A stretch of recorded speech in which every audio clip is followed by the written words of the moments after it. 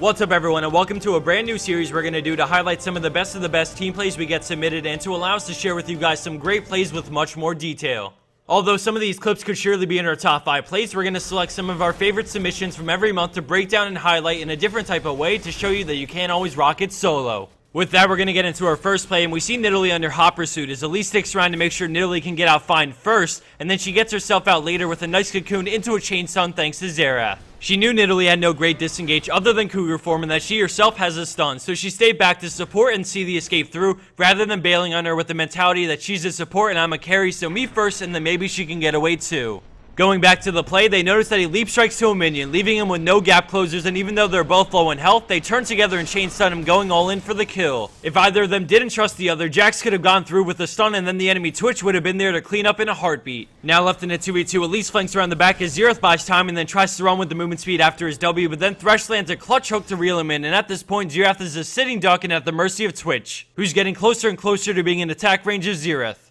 Part of being a good teammate is being there to help your teammates in times of need, even if they get caught by spells like a Blitz Hook or in this case Death Sentence. Elise doesn't just walk away from the fight and say Xerath is a goner. She saves her teammate with quick thinking by flashing into a cocoon stun on Twitch to not only save his life but to get the kill on Twitch as well. With both of them sitting at close to no health, Thresh goes for the Elise and exhausts her as Xerath comes back for his buddy, landing a Z, and then Thresh flashes forward but an Arcana Pulse stuns a mid-animation, and the Elise boldly turns the chain stun him as Xerath moves back and ends it all with the final Arcana Pulse.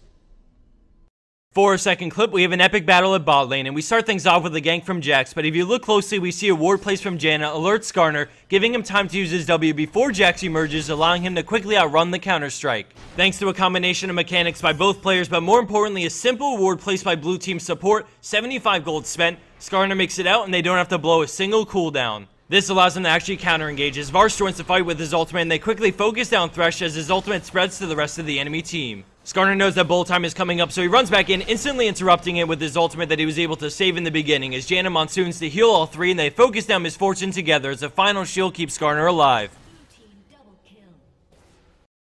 And for our third and final clip, we have an exciting base race made possible by an entire team's effort. We see Purple Team pushing into their base after collecting Baron to win the game. They're up by a large sum of gold, and Trundle knows they have no shot in a straight up fight, so we see him make his way to top tier 3 turret and start to teleport into the enemy base with his minions to try and end the game. With the Trundle pushing their base, we turn our focus to the rest of blue team as we see Jay stop Shen, and then we see blue team apply pressure even though they're extremely weak by moving up and continuing a fight Purple Team doesn't want. Maokai jumps in on the fed Varus, and then we stop the play to analyze what's going on. We see green team advancing and applying pressure to Varus, which forces red team to help him out, which you'll see Kha'Zix do in just a moment. Shen, on the other hand, is about to recall to defend against the Trundle way in the distance back at base. As we go back into the game, we see Kha'Zix jump into the fight thinking Shen has the recall, but Jace snipes him right before he goes back. We see the fight erupt as Shen goes even further back to get the recall, and Jace runs in, suicide diving into the fight to keep them occupied as we see Trundle get on the Nexus. After Jace's death, blue team falls back as Varus comes up and gets on the Nexus tower, but blue team doesn't let up as MF ults Varus in the incoming creep wave, making sure to stall them by any means necessary.